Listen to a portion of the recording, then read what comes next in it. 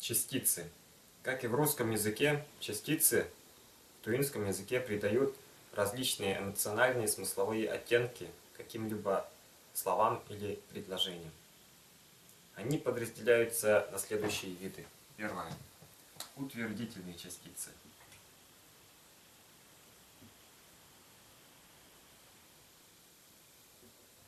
Е, ин, ан. Все это соответствует русскому «да». Частица «тр». Оказывается, уже. Частица «тр» – утвердительная частица. Рассмотрим пример. Если сказать на русский язык «это дом», то будет все понятно. Это дом. Но на туинский же язык нельзя сказать просто «по-пажин». Обязательно надо добавить утвердительную частицу «тр». «По-пажин-тр» – это дом. А если просто сказать «по-пажин», то это будет просто абстрактное понятие. Это и дом. Не конкретный какой-то вот дом, как в русском языке это дом, а отвлеченное, абстрактное понятие. Так что в утвердительных предложениях в туинском языке всегда стоит частица «др», «тр».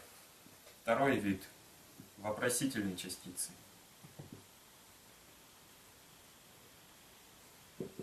«П»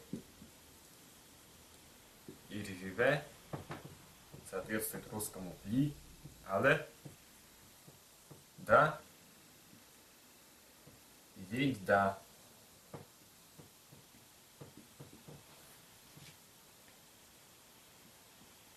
«Иппе» – «да», «разве».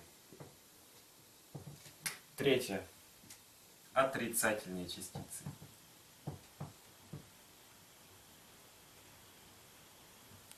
Чоп. Нет. Не. Эвес. Не. Та. А кто его знает? Без понятия.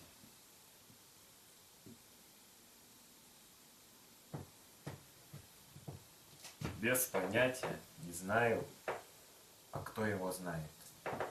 Например, номджоп, если сказать, значит, будет книги нет. А если сказать номэвес, будет не книга.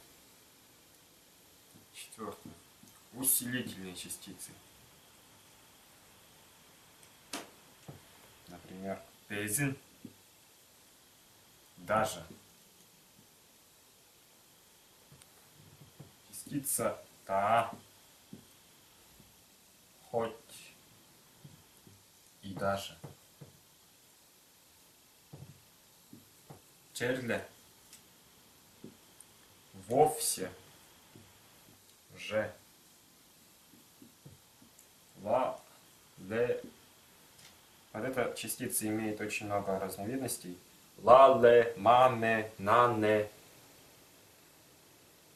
В зависимости от согласного в конце. Соответствует русскому. Совсем как только. Например, тла. Совсем как собака. Или же тлашадар. Только собака сможет. Тлашадар. Только собака сможет. Следующие частицы ограничительные.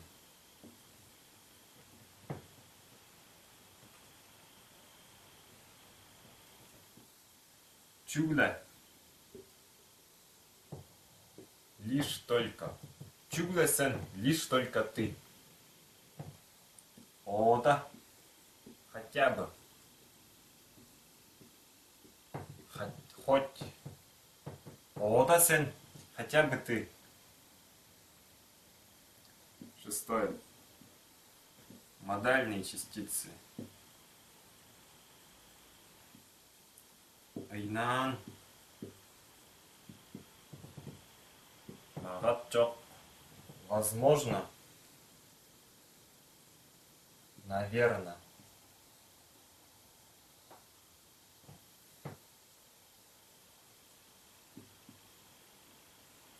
Ышкажгай. И ведь. Пором. Наверное.